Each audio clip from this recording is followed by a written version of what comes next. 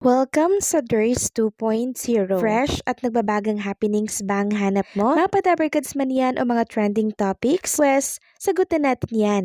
Kaya naman isubscribe nyo na ang ating channel para sa mga nagbabagang balita everyday. So ayun, welcome back again sa ating YouTube channel mga kadabarkads. And for today's video nga, isang importanteng talakayan na naman ang ating pag-uusapan ngayong araw po ng Martes.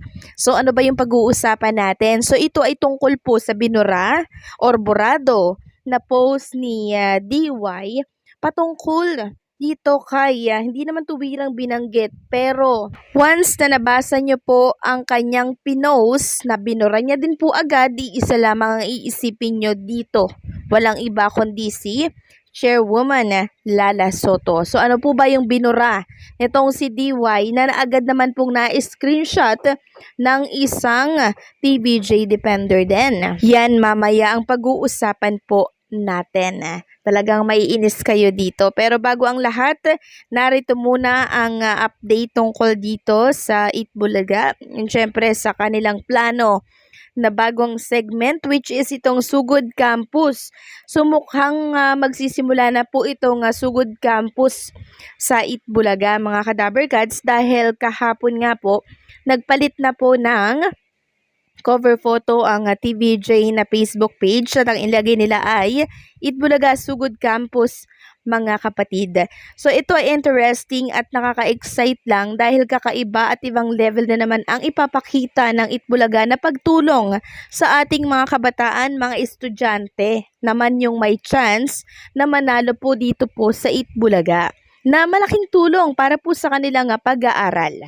So lahat ay nabibigyan po ng tsansa. Yan po ang nakakatuwa at gustong-gusto ko sa Itbulaga. Samantalang, pakabalik naman po ng bakasyon from Japan ni Bossing Vic ni Pauline Luna Soto at ng buong pamilya po nila.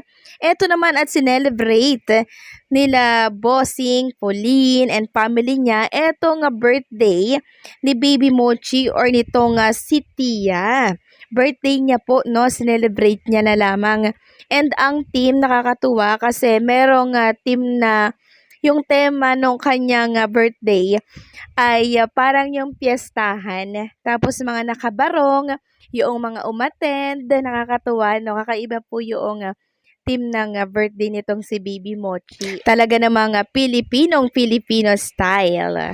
Samantalang inaprubahan naman po ng Senado itong sinusulong ng Movie and Television Review and Classification Board. So ano po ba yan? Sabi dito ng Senate of the Philippines, the Senate on Monday, kahapon, February 3, 2025, approve on second reading a proposal to strengthen the Movie and Television Review and Classifications Board or MTRCB, shepherded by Sen. Robin Hood Padilla. Senate Bill number 2805 made headway in the offer on public information and mass media fine-tune the measure during the plenary session, among others.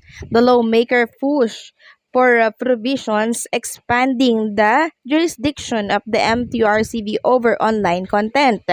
Ito po ay nag-uugat sa pagnanais nating mabigyan ng proteksyon ng ating mga kabataan na ma-expose sa mga materyales na hindi ligtas para sa kanila. So yan, maganda po yan mga kadabarkads na talagang ito po yung gagawin nila dito po sa social media. Kasi yung mga kabataan natin ngayon, yung mga bata, no?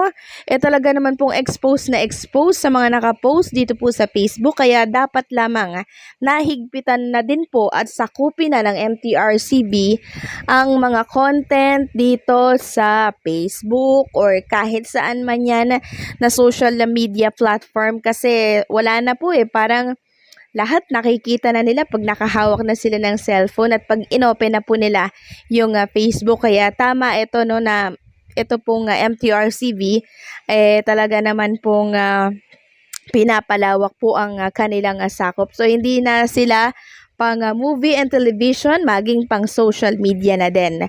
So kudos. Sabi nga dito, the Senate approved on social media reading a proposal to strengthen the Movie and Television Review and Classification Board shepherded by Sen Robin Hood Padilla. So ayan, napakaganda po niyan itong isinusulong ng MTRCB. Samantalang talakayin na po natin ang tungkol dito sa naging patama nitong si DY na wala kayong ibang iisipin kung sinong pinapatamaan niya, walang iba kundi itong si Chairwoman Lala Soto. So kung inyo natatandaan, hindi po ba ay hinihingan sila ng MTRCB ng mga requirements para po ma-review yung kanilang movie na dapat sana ay maipapalabas by February 5. Kaso nyo nga, di ba mga Kadaber Gods, hindi po siya comply ng mga requirements na yon, kaya hindi pa po pwede na ma-review yung kanyang movie. Ngayon, pending ito and hindi nila nakuha yung slot na February 5 kasi nga kulang-kulang yung kanilang mga requirements. And di ba nga ang second choice ni Daryl Yap ay ibenta na lamang daw itong movie nila sa ibang bansa, no? Ibebenta sa ibang bansa or ibenta sa mga streaming platform. So, sino naman ang bibiling streaming platform yan? May kaso nga itong kinakaharap. Hindi po ba? So, nararamdaman natin yung inis nitong si DY sa MTRCB dahil sa mga requirements daw na hinihingi. Ngayon, nag-post po siya ng ganito sa kanyang Facebook. Lala Move, tapos merong kulay orange na background. Ngayon, binura niya po ito agad, mga Kadaber Gods. Pero, na-screenshot ito ng isang Kadaber Gods natin, TVG Defender din ito. And, sinend niya po sa akin. Ayan po, Lala Move daw. Tapos, binura niya after ilang minuto. Ang dami na po agad nag-comment, 70 comment. Tapos, may 3 pang nag-share. Pero binura niya. Pero kung matapang siya, bakit niya buburahin? Dapat harapin niya.